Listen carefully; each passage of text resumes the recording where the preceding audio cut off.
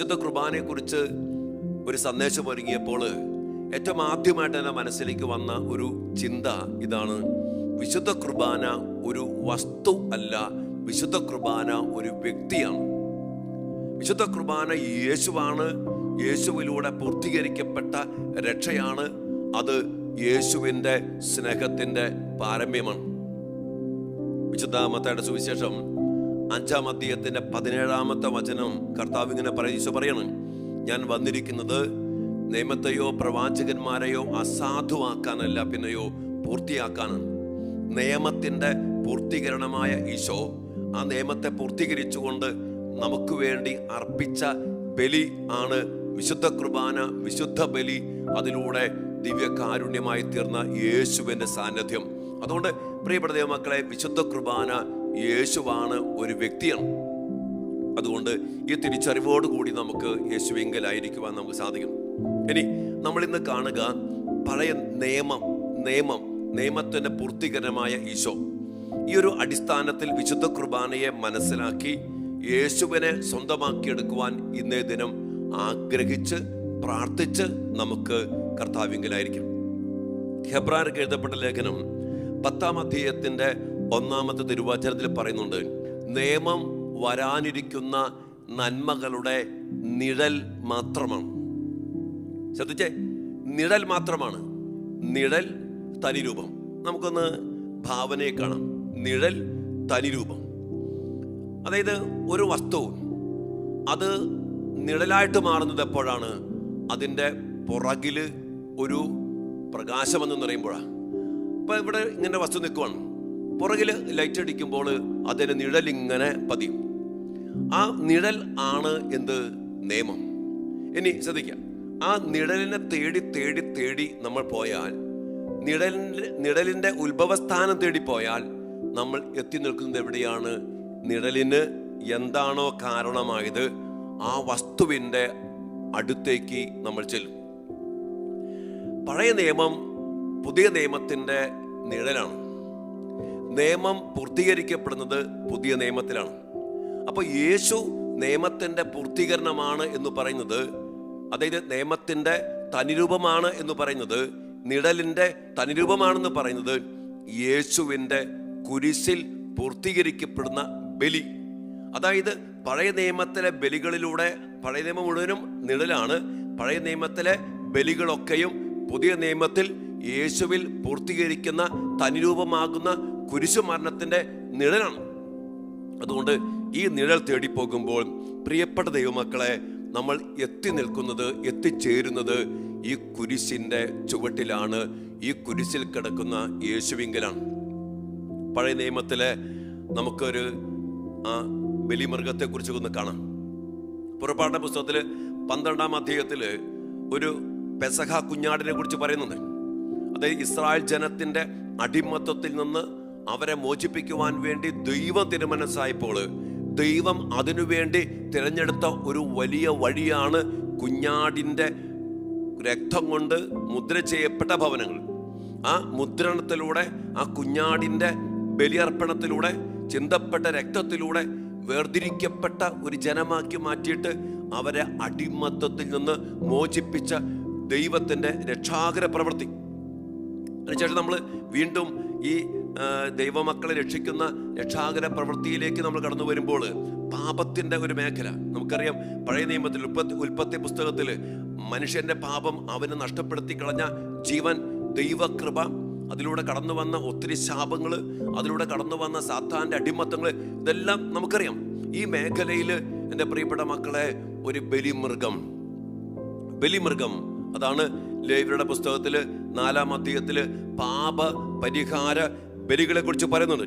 അതായത് ഒരു ബലിമൃഗത്തെ കൊണ്ടുവന്ന് ആ ബലിമൃഗത്തിന്റെ മേൽ പാപങ്ങളെ നിറച്ചുകൊണ്ട് ആവാഹിപ്പിച്ചുകൊണ്ട്, നമുക്കവിടെ വായിക്കുമ്പോൾ അറിയാൻ പറ്റും, ആ ബലിമൃഗത്തിന്റെ മേൽ കരങ്ങൾ വെച്ച് അവന്റെ പാപങ്ങള്, സമൂഹത്തിന്റെ പാപങ്ങള്, ആ മാനവകുലത്തിന്റെ പാപങ്ങള് ആ ബലിമൃഗത്തിലേക്ക് ആവാഹിപ്പിച്ചിട്ട് ആ ബലിമൃഗത്തെ കൊല്ലുന്ന പ്രവൃത്തി പഴയ നിയമത്തിലെ ബലിമൃഗം. വീണ്ടും യെശയ്യാ പ്രവാചന പുസ്തകത്തില് 53-ാം അധ്യായത്തിന്റെ 10-ാമത്തെ വചനം അവിടെ പറയാണ്: പാപ പരിഹാര ബലിയായി തന്നെ അർപ്പിക്കുമ്പോൾ അവൻ തൻ്റെ സന്തതി പരമ്പരയെ കാണുകയും ദീർഘായുസ് പ്രാപിക്കുകയും ചെയ്തു.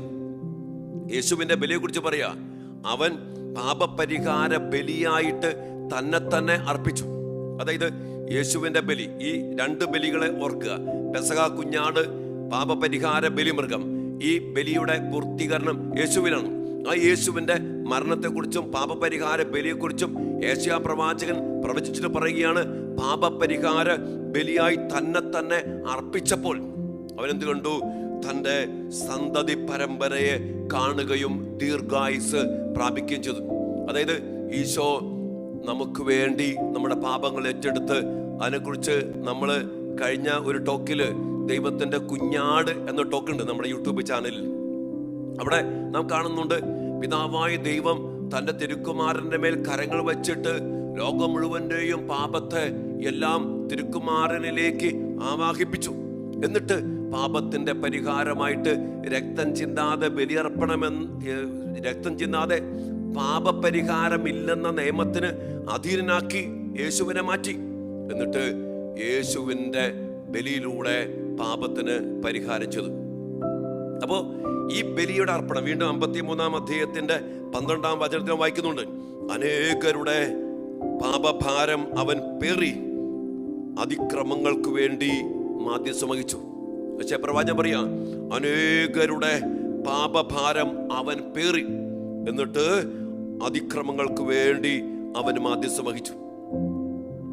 യോഹന്നാന്റെ സുവിശേഷത്തില് 1-ാം അധ്യായത്തിന്റെ 29-ാമത്തെ വചനത്തില് നമുക്കറിയാം, സ്നാപക യോഹന്നാൻ ഈശോയെ കുറിച്ച് പറയുന്നുണ്ട്. ഈശോയെ ചൂണ്ടിക്കാണിച്ചിട്ട് പറയാണ്, ഇതാ ലോകത്തിന്റെ പാപങ്ങൾ നീക്കുന്ന ദൈവത്തിന്റെ കുഞ്ഞാട്. അതായത് ഈ പഴയ നിയമത്തില് നമ്മൾ കണ്ട പാപപരിഹാര ബലിമൃഗം, നമ്മുടെ പാപഭാരങ്ങൾ ഏറ്റെടുത്ത് പാപപരിഹാര ബലിയർപ്പിക്കുന്നവൻ, അത് യേശുവിൽ പൂർത്തീകരിക്കുവാൻ വേണ്ടി യേശു കടന്നു വന്നപ്പോൾ ആ യേശുവിനെ ചൂണ്ടിക്കാണിച്ചുകൊണ്ട് സ്നാപക യോഹന്നാൻ പറയാണ്, ഇതാ ലോകത്തിന്റെ പാപങ്ങൾ നീക്കുന്ന ദൈവത്തിന്റെ കുഞ്ഞാട്. വിശുദ്ധ കുർബാന, ലോകത്തിന്റെ പാപങ്ങൾ നീക്കുന്ന ദൈവത്തിന്റെ കുഞ്ഞാട്, നമ്മുടെ ലോകം മുഴുവന്റെയും സകല പാപങ്ങളും സ്വന്തം ശരീരത്തിൽ വഹിച്ചുകൊണ്ട് നമുക്ക് വേണ്ടി പാപപരിഹാര ബലി ആയിട്ട് മാറുന്നതാണ്. അതുകൊണ്ട് തന്നെ എൻ്റെ പ്രിയപ്പെട്ട മക്കളെ, വിശുദ്ധ കുർബാന, യേശു ഒരു പകരക്കാരനാണ്. പകരക്കാരൻ എന്താണ്? പകരക്കാരൻ എന്ന് പറഞ്ഞാൽ ബലിമൃഗം ഒരു പകരക്കാരനാണ്. എന്താണ് ബലിമൃഗം? പാപം ഏറ്റെടുത്തുകൊണ്ട് പാപത്തിന്റെ പരിഹാരം ചെയ്യുന്ന ബലിമൃഗം. ആ ബലിമൃഗം ആരുടെ പാപം ഏറ്റെടുക്കുന്ന? മനുഷ്യന്റെ പാപം, മാനവകുലത്തിന്റെ പാപം. അപ്പോൾ ഈ പാപത്തിന് ഒരു പകരക്കാരനാണ് യേശു ക്രിസ്തു, അല്ലെങ്കിൽ ഈ ബലിമൃഗം. നമ്മൾ വിശുദ്ധ യോഹന്നാന്റെ സുവിശേഷം 8-ാം അധ്യായത്തിന്റെ 56-ാമത്തെ തിരുവചനത്തില് ഈശോ പറയുന്നുണ്ട്, നിങ്ങളുടെ പിതാവായ അബ്രാഹാം എന്നെ കാണുവാൻ ആഗ്രഹിച്ചു, അവൻ അത് കാണുകയും സന്തോഷിക്കുകയും ചെയ്തു.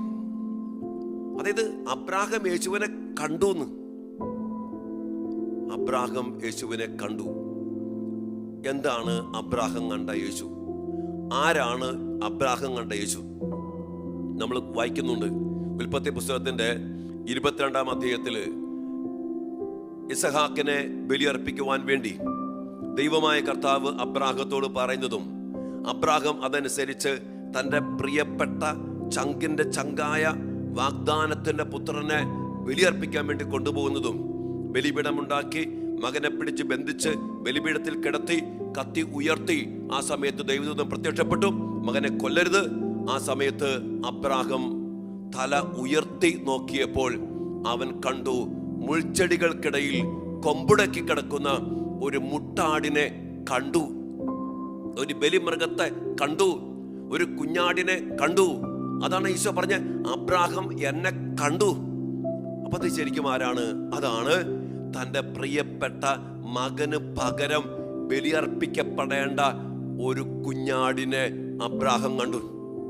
എൻ്റെ പ്രിയപ്പെട്ട മക്കളെ, യേശുവിൻ്റെ മരണം എനിക്കും നിനക്കും പകരക്കാരൻ്റെ ഒരു തലത്തിലാണ്.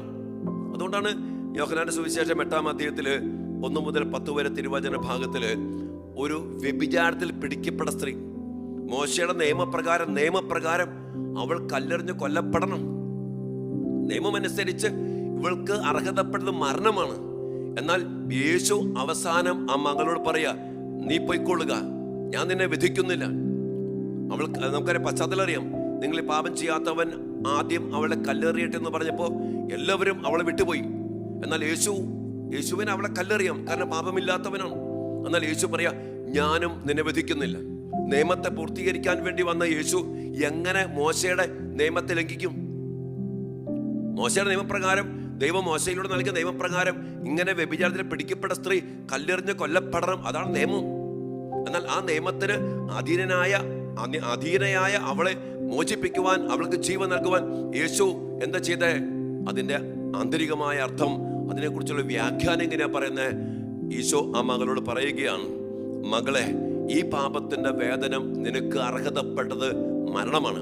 എന്നാൽ നിനക്ക് അർഹതപ്പെട്ട ഈ മരണത്തെ നിനക്ക് തരാതിരിക്കാൻ, നിനക്ക് അവകാശപ്പെട്ട മരണത്തെ ഞാൻ സ്വയം മരിച്ചോളാം. നിനക്ക് പകരക്കാരനായിട്ട് ഞാൻ മരിച്ചോളാം. കാരണം ഞാൻ വന്നത് മരിക്കാനാണ്. യേശു വന്നത് മരിക്കാനാണ്. യേശു വന്നത് കുരിശിൽ രക്തം ചിന്താനാ. ആ യേശു അങ്ങനെ അവളോട് പറഞ്ഞിട്ടാണ് ഈശോയ്ക്ക് പറയാൻ സാധിച്ചത്, ഞാൻ നിന്നെ വിധിക്കുന്നില്ല, നീ സമാധാനത്തോടെ പോയിക്കൊള്ളുക, മേലിൽ പാപം ചെയ്യരുത്. പകരക്കാരൻ, ബലിമൃഗം പകരക്കാരനാണ്. എൻ്റെ പ്രിയപ്പെട്ട ദൈവമക്കളെ, അതുകൊണ്ടാണ് വിശുദ്ധ കുർബാനയില്, സീറോ മലബാർ ആരാധനക്രമത്തില് വിശുദ്ധ കുർബാനയുടെ കൂദാശ വചനങ്ങൾക്ക് മുമ്പ് മനോഹരമായൊരു പ്രാർത്ഥനയുണ്ട്. ഇങ്ങനെ പറയുന്നത്, പരിപൂർണ മനുഷ്യനായി സ്ത്രീയിൽ നിന്ന് ജാതനായി നിയമത്തിന് അധീനരായവരെ ഉദ്ധരിക്കുവാൻ അവിടുന്ന് നിയമത്തിന് വിധേയനാവുകയും നമ്മുടെ രക്ഷയുടെ സ്മാരകം ഏർപ്പെടുത്തുകയും ചെയ്തു. വിശുദ്ധ കുർബാന, വിശുദ്ധ ബലി, കുരിശിലെ മരണം രക്ഷയുടെ സ്മാരകമാണ്. എന്തിനു വേണ്ടി? നിയമത്തിന് അധീനരായി പോയി. ആര്? നമ്മൾ. പാപത്തിലൂടെ നിയമം വന്നു. എന്താണ്? പാപത്തിന്റെ വേതനം മരണമാണ്. ഇനി പാപമില്ലാത്തവനെ, ഒത്തിരി നിയമങ്ങളുണ്ട്, പാപമില്ലാത്തവനെ പാപം ഏറ്റെടുക്കാൻ പറ്റും. രക്തം ചിന്താതെ പാപപരിഹാരമില്ല. അങ്ങനെ എല്ലാം കൊണ്ടും തകർന്നു പോയ, പാപത്തിന്റെ പിടിപ്പെട്ടു പോയ, ശാപത്തിന്റെ പിടിപ്പെട്ടു പോയ, മരണത്തിന്റെ പിടിപ്പെട്ടു പോയ, അതിലൂടെ സാത്താന്റെ നിയമപരമായ അവകാശത്തിൽ അടിമപ്പെട്ടു പോയ മനുഷ്യ മക്കളെ വീണ്ടെടുക്കുവാൻ അവൻ ആര്? യേശു പരിപൂർണ മനുഷ്യനായി സ്ത്രീയിൽ നിന്ന് ജാതനായി. എന്നിട്ട് നിയമത്തിന് അധീനനായ നമുക്ക് പകരക്കാരനായിട്ട് അവൻ നിയമത്തിന് അധീനനായി. എന്നിട്ട് നമുക്ക് നഷ്ടപ്പെട്ടു പോയ ജീവൻ, നമുക്ക് അർഹതപ്പെട്ട മരണം നമുക്ക് തരാതിരിക്കാൻ അവൻ സ്വന്തം ജീവൻ അർപ്പിച്ചു. എന്നിട്ട് പറയാണ്, രക്ഷാകരമായ ഈ രഹസ്യം തിരുസന്നിധിയിൽ ഞങ്ങൾ അർപ്പിക്കുന്നു എന്ന് പറഞ്ഞ് ബലി അർപ്പിക്കുമ്പോൾ, പ്രിയപ്പെട്ട മക്കളെ, ഇതാണ് യേശു പകരക്കാരൻ. ലത്തീൻ ആരാധനാക്രമത്തില് വിശുദ്ധ കുർബാനയുടെ മധ്യേ അവസാനം ഈശോയെ വിഭജിക്കുന്ന ആ സമയത്ത് ഇങ്ങനെ പ്രാർത്ഥിക്കും, Lamb of God who takes away the sins of the world, have mercy on us. ലോകത്തിന്റെ പാപങ്ങൾ നീക്കുന്ന ദൈവത്തിന്റെ കുഞ്ഞാടെ, ഞങ്ങളുടെ മേൽ കരുണയായിരിക്കണമേ.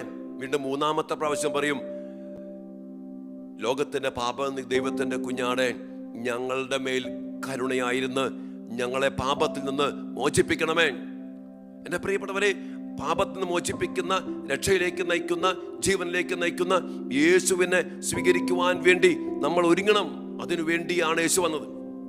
അതിനുശേഷം വിശുദ്ധ കുർബാനയിൽ ഇങ്ങനെ ഈശോയുടെ തിരുശരീരവും തിരുരക്തവും എടുത്തെടുത്ത് പറയും, Behold the Lamb of God, behold the Lamb of God who takes away the sins of the world. Blessed are those who are called to his supper.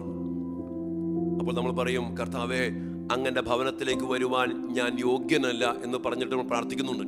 പ്രിയപ്പെട്ടവരെ, ലാം ഓഫ് ഗോഡ്, ദൈവത്തിന്റെ കുഞ്ഞാട്, പാപങ്ങൾ ഏറ്റെടുക്കുന്നവൻ, പാപപരിഹാരത്തിനു വേണ്ടി ഈ ലോകത്തിലേക്ക് കടന്നു വന്നവൻ, നമുക്ക് പകരക്കാരനായിട്ട് മാറിയവൻ, അതാണ് എൻ്റെ യേശു. ആ യേശുവിൻ്റെ കുരിശിലെ മരണമാണ് വിശുദ്ധ കുർബാന. ഈ വിശുദ്ധ കുർബാനയെ കുറിച്ച് വ്യക്തമായ ബോധ്യം നമുക്ക് വേണം. വീണ്ടും നമ്മൾ ഈ ദൈവത്തിന്റെ കുഞ്ഞാടിനെ കുറിച്ച് നമ്മൾ വെളിപാടിന്റെ പുസ്തകം, സ്വർഗദർശനം, സ്വർഗത്തിന്റെ വലിയ വെളിപ്പെടുത്തലുകൾ വിശുദ്ധ യോഹന്നാന് നൽകിയ വെളിപാടിന്റെ പുസ്തകത്തിൽ നമ്മൾ കാണുന്നുണ്ട്. 22 അധ്യായങ്ങളാണ് വെളിപാടിന്റെ പുസ്തകത്തിലുള്ളത്. ആ 22 അധ്യായങ്ങളിൽ 44-ലേറെ പ്രാവശ്യം ദൈവത്തിന്റെ കുഞ്ഞാടിനെ കുറിച്ച്, ലാം ഓഫ് ഗോഡ്, ദൈവത്തിന്റെ കുഞ്ഞാടിനെ കുറിച്ച് പറയുന്നുണ്ട്. നമുക്ക് അവിടെ നിന്ന് ഒന്ന് രണ്ട് കാര്യങ്ങൾ എടുക്കാം. യോഹന്നാന്റെ വെളിപാടിന്റെ പുസ്തകത്തില് 5-ാം അധ്യായം, അവിടെ നമ്മൾ ഇങ്ങനെ വായിക്കുന്നുണ്ട്. അതായത് 5-ാം അധ്യായത്തിൽ നമ്മൾ കാണുകയാണ് 4-ാമത്തെ വചനം. അവിടെ ഹെഡിങ് ഇതാണ്: മുദ്രിത ഗ്രന്ഥവും കുഞ്ഞാടും. വായിക്കണം നിങ്ങൾ എപ്പോഴെങ്കിലും. അവിടെ പറയാണ്, ചുരുൾ നിവർത്താനോ അതിലേക്ക് നോക്കാനോ യോഗ്യനായി ആരെയും കണ്ടെത്താത്തതിനാൽ ഞാൻ വളരെയേറെ കരഞ്ഞു. അപ്പോൾ ശ്രേഷ്ഠന്മാരിൽ ഒരുവൻ എന്നോട് പറഞ്ഞു, കരയാതിരിക്കൂ, ഇതാ യൂദാ വംശത്തിൽ നിന്നുള്ള സിംഹവും ദാവീദിന്റെ വേരും ആയവൻ വിജയിച്ചിരിക്കുന്നു. അവന് ചുരുൾ നിവർത്താനും സപ്തമുദ്രകൾ പൊട്ടിക്കാനും കഴിയും. നമുക്കറിയാം ഈശോയെ കുറിച്ചാണ് പറയുന്നത്. അവിടെ പറയാണ്, അപ്പോൾ സിംഹാസനത്തിന്റെയും 4 ജീവികളുടെ മധ്യേ ശ്രേഷ്ഠന്മാരുടെ നടുവിൽ കൊല്ലപ്പെട്ടതായി തോന്നുന്ന ഒരു കുഞ്ഞാട് നിൽക്കുന്നത് ഞാൻ കണ്ടു. കൊല്ലപ്പെട്ടതായി തോന്നുന്ന കുഞ്ഞാട് യേശു ഞാൻ കണ്ടു. അവൾ പറയാണ്, ആ കുഞ്ഞാട് അവൻ ചെന്ന് സിംഹാസനസ്ഥന്റെ വലത്തു കൈയിൽ നിന്ന് ചുരുൾ വാങ്ങി.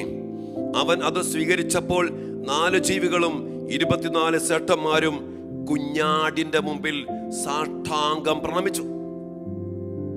കുഞ്ഞാട് വീണ്ടും നമ്മൾ വായിക്കാണ്, 9-ാമത്തെ വചനത്തിൽ വായിക്കാണ്, അതിന്റെ മുദ്രകൾ തുറക്കാനും നീ യോഗ്യനാണ്, കാരണം നീ വധിക്കപ്പെടുകയും നിന്റെ രക്തം കൊണ്ട് എല്ലാ ഗോത്രത്തിലും ഭാഷകളിലും ജനതകളിലും രാജ്യങ്ങളിൽ നിന്നുള്ളവരെ ദൈവത്തിനു വേണ്ടി വിലയ്ക്ക് വാങ്ങുകയും ചെയ്തു.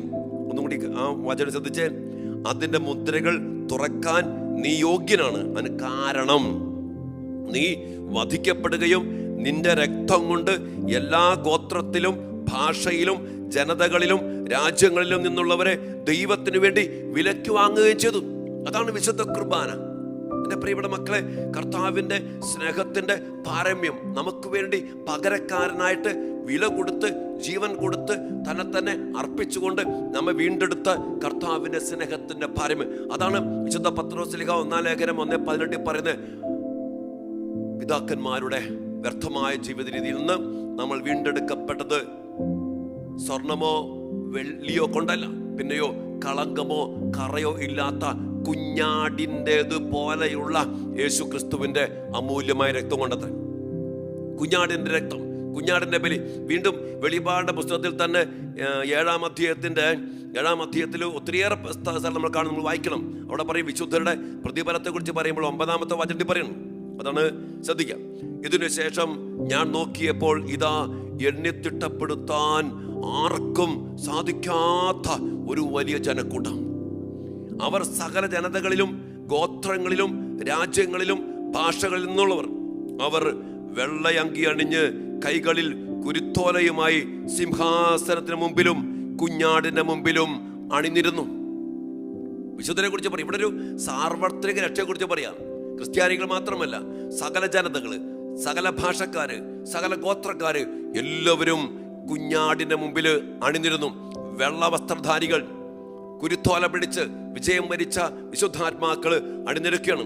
അവരെ കുറിച്ച് പറയാ. ഇനി 14-ാമത്തെ വചനത്തിൽ പറയാ എങ്ങനെ ഇവർ ഇങ്ങനെ അണിനിരക്കാൻ പറ്റി. അവിടെ നാം വായിക്കാണ്, ഇവരാണ്, ഈ ജനത്തെ കുറിച്ച് പറയാ, ഇവരാണ് വലിയ ഞെരുക്കത്തിൽ നിന്ന് വന്നവർ, കുഞ്ഞാടിന്റെ രക്തത്തിൽ തങ്ങളുടെ വസ്ത്രങ്ങൾ കഴുകി വെളുപ്പിച്ചവർ. ശ്രദ്ധിച്ച മക്കളെ, കുഞ്ഞാടിന്റെ രക്തത്തിൽ ഇതുപോലെ പാപപരിഹാര ബലി അർപ്പിച്ച കുഞ്ഞാടിന്റെ രക്തത്തിൽ അങ്കി വസ്ത്രം വെണ്മയുള്ളവരാക്കി മാറ്റിയവരാണ് ഈ നിൽക്കുന്ന ഈ മഹാസൈന്യം പോലെയുള്ള എണ്ണിത്തിട്ടപ്പെടുത്താൻ പറ്റാത്ത ജനം. നമുക്കറിയാം, നമ്മുടെ ജീവിതം ഈ ലോകത്തിൽ അവസാനിക്കും. ഇതിനുശേഷം നമുക്കൊരു നിത്യജീവിതമുണ്ട്. ആ ജീവിതത്തിലേക്ക് നമ്മൾ പ്രവേശിക്കണമെങ്കിൽ വെള്ള വസ്ത്രധാരികളായിരിക്കണം. എന്താണ് വെള്ള വസ്ത്രധാരികൾ? നമുക്കറിയാം, നമ്മളെല്ലാവരും മാമോദീസ സ്വീകരിച്ചപ്പോൾ നമുക്കൊരു വെള്ള വസ്ത്രം കിട്ടി, ആത്മാവിന്റെ പരിശുദ്ധി. ഈ വെള്ള വസ്ത്രം ധരിച്ചിട്ട് വേണം, അല്ലെങ്കിൽ ഈ വെള്ള വസ്ത്രധാരികൾക്ക് മാത്രമേ സ്വർഗത്തിൽ പ്രവേശനമുള്ളൂ. ഇതാണ് അവസ്ഥ. അപ്പൊ ഈ വെള്ള വസ്ത്രധാരികളായ വിശുദ്ധാത്മാക്കള് അവരെങ്ങനെയാണ് വെള്ള വസ്ത്രധാരികളായ? നമുക്കറിയാം, നമ്മളെല്ലാവരും ജന്മപാപത്തോടെ ജനിച്ചവരാ. ജനിച്ചപ്പോൾ തന്നെ പാപത്തിന്റെ മാലിന്യം നമ്മുടെ മേലുണ്ട്.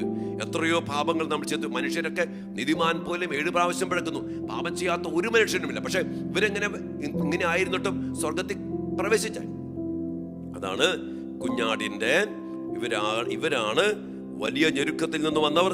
കുഞ്ഞാടിന്റെ രക്തത്തിൽ തങ്ങളുടെ വസ്ത്രങ്ങൾ കഴുകി വെളുപ്പിച്ചവർ. വിശുദ്ധ കുർബാനയിലൂടെ പ്രിയപ്പെട്ട മക്കളെ, നമുക്ക് ദൈവം നൽകിയിരിക്കുന്ന വലിയൊരു കാരുണ്യമാണ്, സ്നേഹമാണ്. അവിടെ നിന്ന് ഒരുക്കിയ രക്ഷാകര പദ്ധതിയാണ്.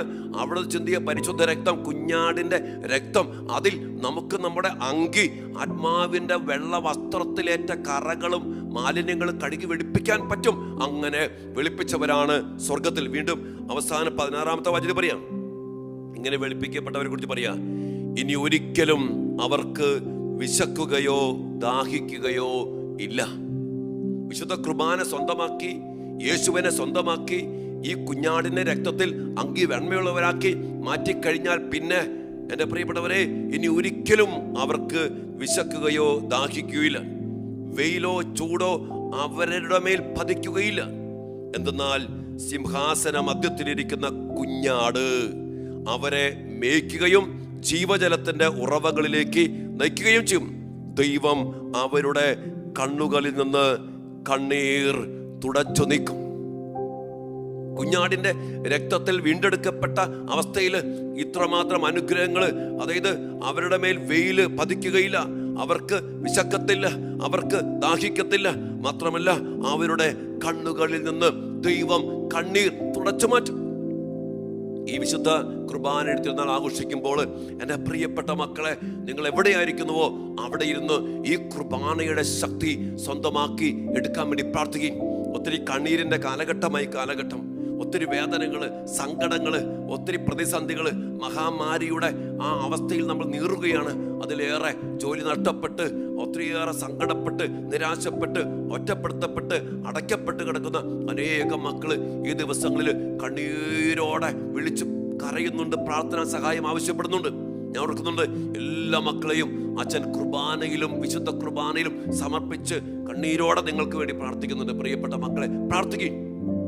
ഈ കുഞ്ഞാടിന്റെ രക്തത്താൽ കർത്താവ് നമുക്ക് രക്ഷ തരും. അതുകൊണ്ട് ഈ കുഞ്ഞാടിന്റെ രക്തത്തെ സ്വന്തമാക്കി നമ്മുടെ ജീവിതങ്ങളെ വിശുദ്ധീകരിച്ചെടുക്കുവാൻ സാധിക്കണം. അതുകൊണ്ടാണ് വെളിപാട് 12:11 അവരാകട്ടെ കുഞ്ഞാടിന്റെ രക്തം കൊണ്ടും സ്വന്തം സാക്ഷ്യത്തിന്റെ വചനം കൊണ്ടും അവന്റെ മേൽ വിജയം നേടി, സാത്താന്റെ മേൽ വിജയം നേടി. ഈ വിജയം കർത്താവ് നമുക്ക് നിറച്ചു നൽകുന്നുണ്ട്. അത് സ്വന്തമാക്കിയെടുക്കുവാൻ ദൈവമായ കർത്താവ് നമ്മോട് പറയുകയാണ്. അതുകൊണ്ട് പ്രിയപ്പെട്ട ദൈവമക്കളെ, ഇത്രയും വലിയ കാര്യങ്ങളാണ് വിശുദ്ധ കുർബാനയിൽ സംഭവിച്ചിരിക്കുന്നത്. ഈ വിശുദ്ധ കുർബാനയാണ് ദിവ്യകാരുണ്യ ഈശോ. ഈശോയെ അതുപോലെ നമ്മൾ സ്വന്തമാക്കുമ്പോൾ നമ്മുടെ ജീവിതത്തിലേക്ക് കർത്താവ് കടന്നു വരും, യേശു കടന്നു വരും. യേശുവിൻ്റെ രക്ഷാകര പ്രവൃത്തിയുടെ എല്ലാ ഫലങ്ങളും കടന്നു വരും. അതുകൊണ്ട് നമ്മൾ ഈ തലത്തിൽ നിന്ന് നമ്മൾ യേശുവിനെ സ്വന്തമാക്കണം. അതോടൊപ്പം തന്നെ നമ്മൾ കാണേണ്ട മറ്റൊരു വശമാണ് യേശു ജീവൻ നൽകുന്ന ദിവ്യകാരുണ്യമാണ്. ഈ ബലിയിലൂടെ നമുക്ക് ജീവൻ തരികയാണ്. അത് നമുക്ക് സ്വന്തമാക്കി എടുക്കുവാൻ വേണ്ടി ഈശോ വിശുദ്ധ കുർബാനയായിട്ട് മാറി, ദിവ്യകാരുണ്യമായിട്ട് മാറി, ജീവന്റെ അപ്പമായിട്ട് മാറി. നമുക്കറിയാം, നമ്മൾ ഇത്രയും സമയം കേട്ടത് പാപത്തിന്റെ പരിഹാര ബലി, അതിലൂടെ നമുക്ക് ലഭിച്ച കാര്യങ്ങൾ.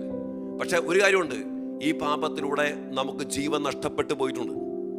ആ ജീവൻ നമുക്ക് തിരിച്ചു തരണമെങ്കിൽ യേശു അതിനുവേണ്ടി ഒരു വലിയ കാരുണ്യത്തിന്റെ പ്രവൃത്തി ചെയ്തു. എന്താണ്?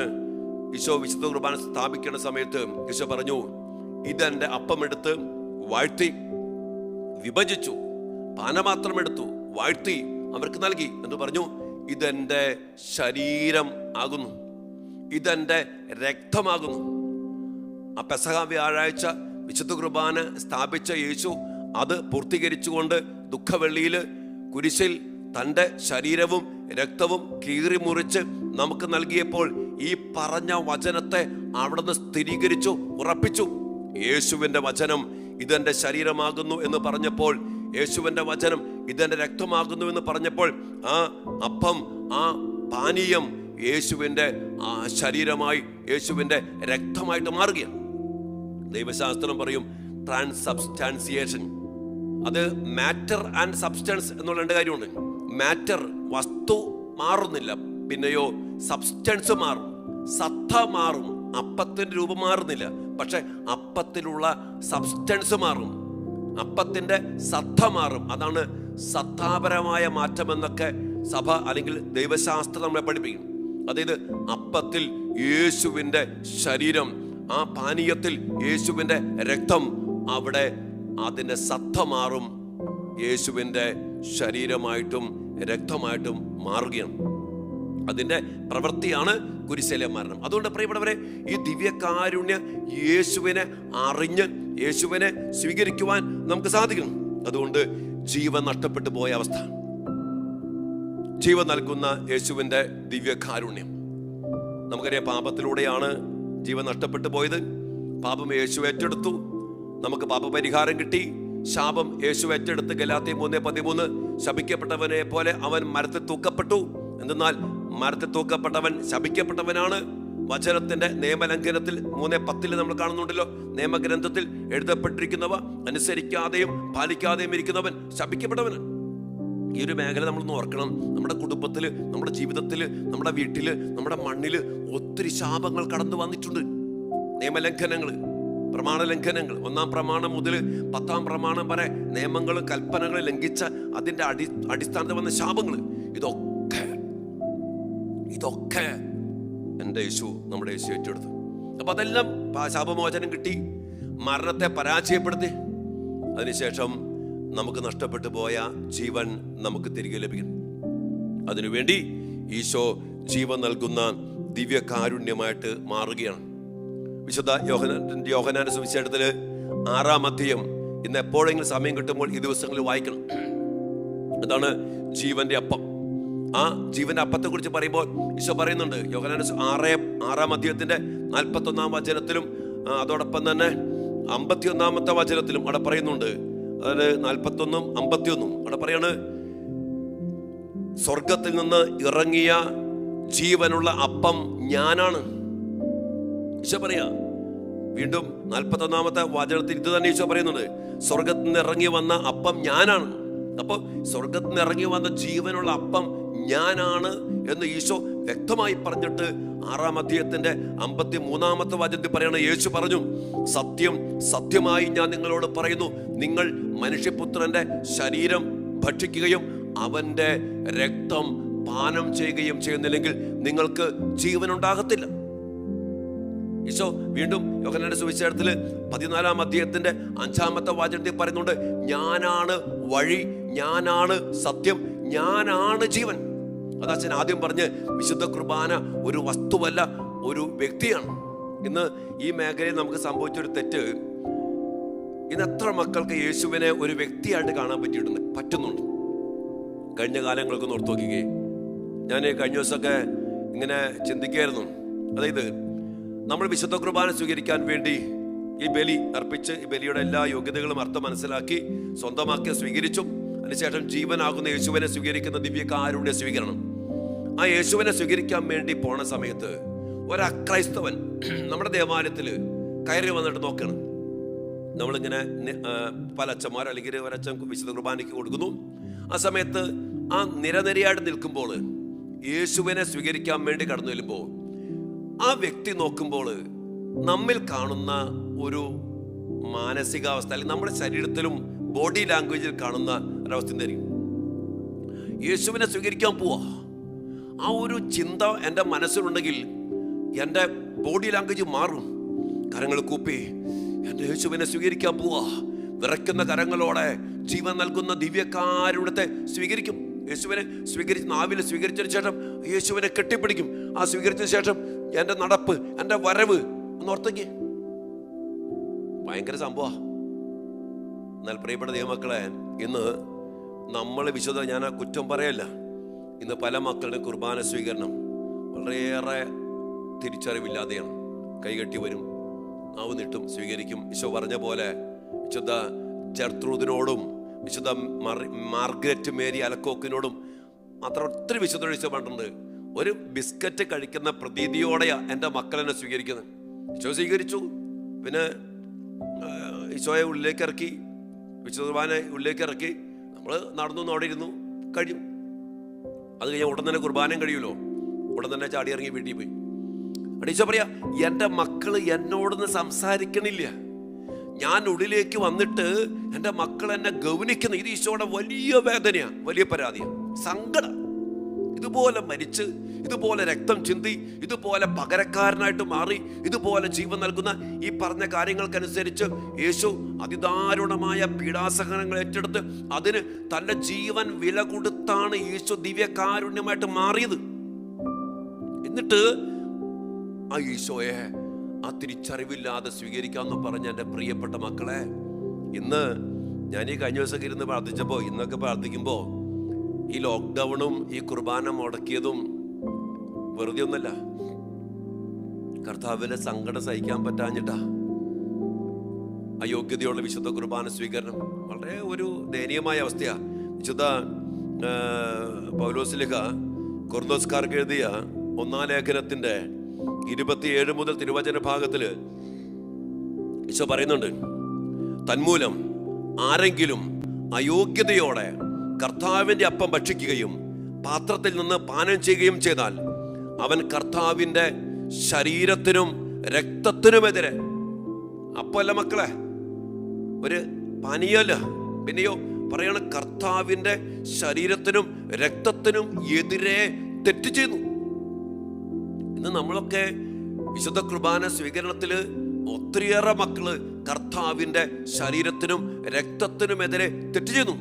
വീണ്ടും 29-ാമത്തെ വചനം വായിക്കുന്നുണ്ട്, എന്തുകൊണ്ടെന്നാൽ ശരീരത്തെ വിവേചിച്ചറിയാതെ, കണ്ടോ, വിവേചിച്ചറിയണില്ല, ഇത് യേശുവിന്റെ ശരീരമാണെന്നോ യേശുവിന്റെ രക്തമാണെന്നോ ഇത് യേശു തന്നെയാണെന്നോ വിവേചിച്ചറിയുന്നില്ല. ഈ ഒരു പോരായ്മ, ഈ ഒരു തെറ്റ് സഭയിലുണ്ട്.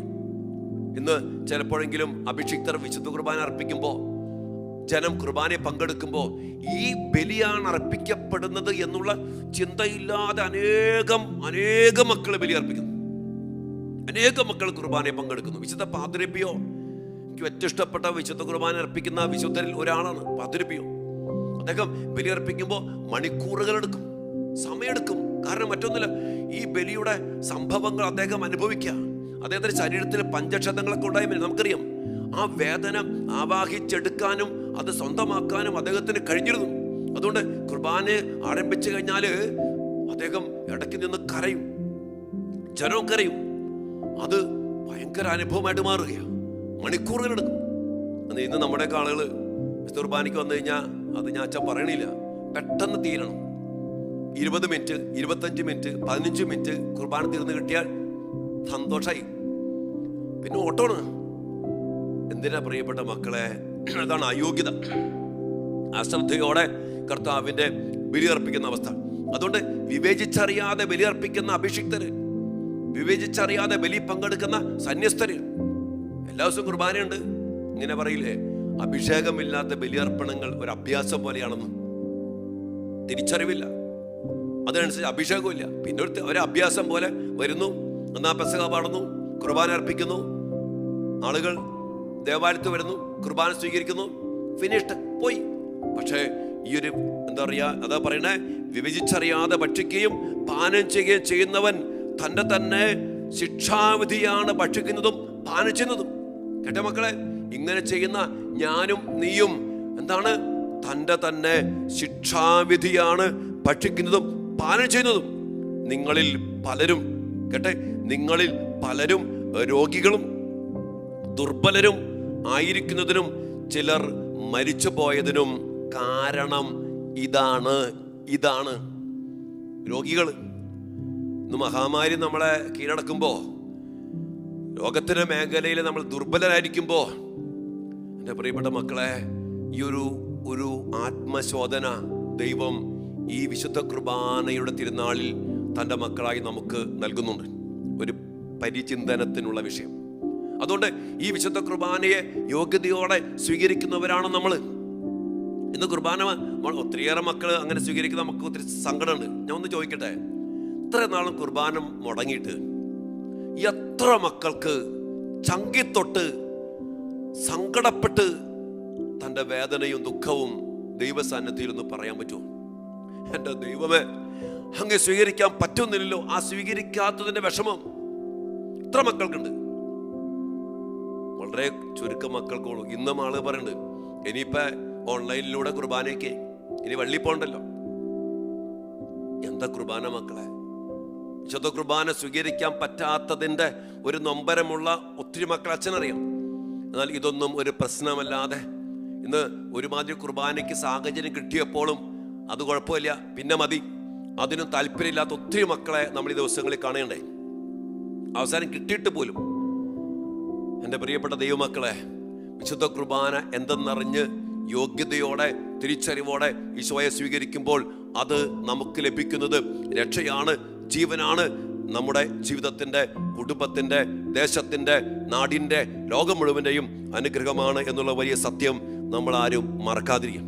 അതുകൊണ്ട് യേശുവിനെ അറിഞ്ഞ് ജീവൻ നൽകുന്ന ദിവ്യകാരുണ്യമായിട്ട് ഈശോയെ സ്വീകരിക്കാം.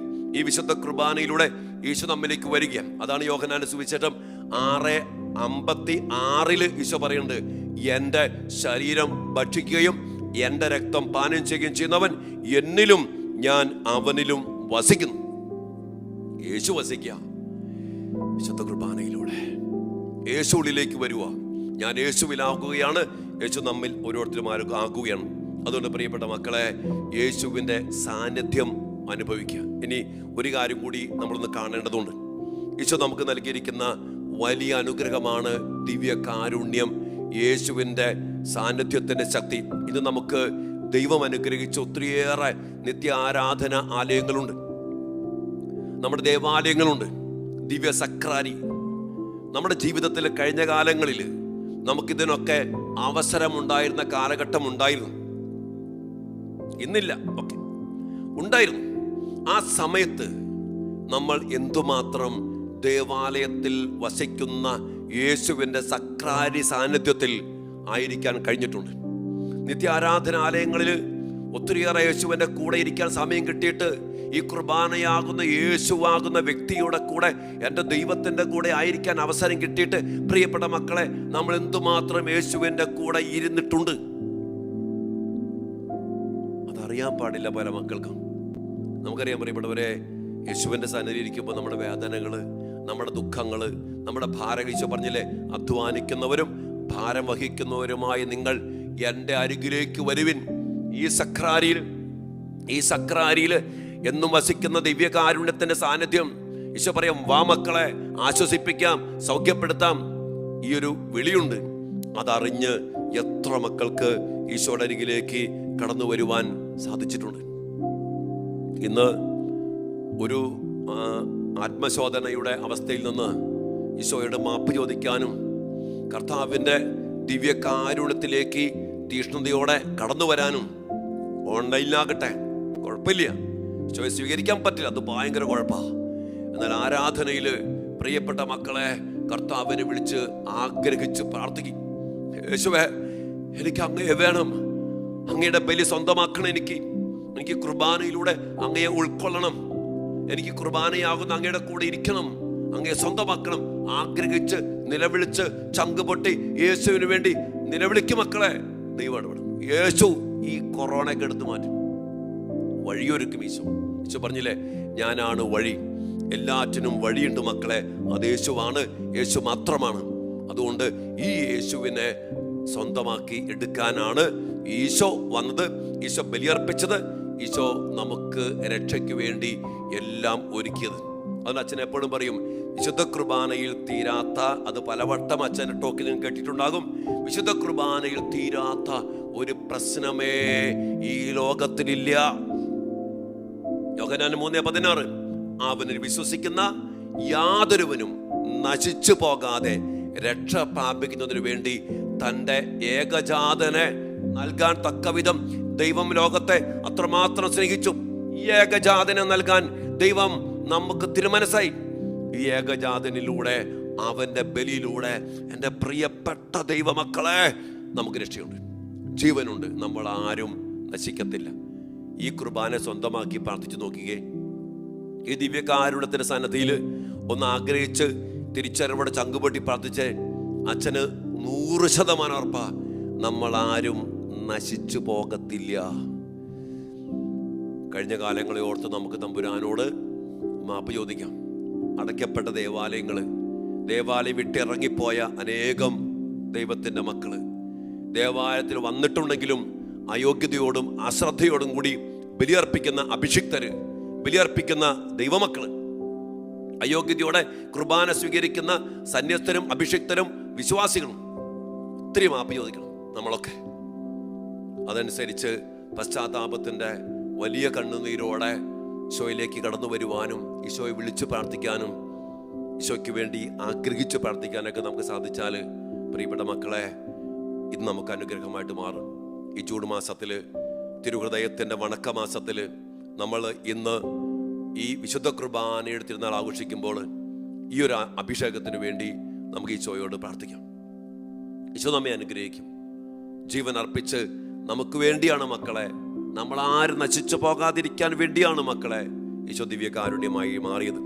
അതുകൊണ്ട് ഈശോയുടെ കാരുണ്യം, തിരുഹൃദയം, ദിവ്യകാരുണ്യം നമുക്ക് വേണ്ടി ആഗ്രഹിക്കുന്നുണ്ട്, കാത്തിരിക്കുന്നുണ്ട്.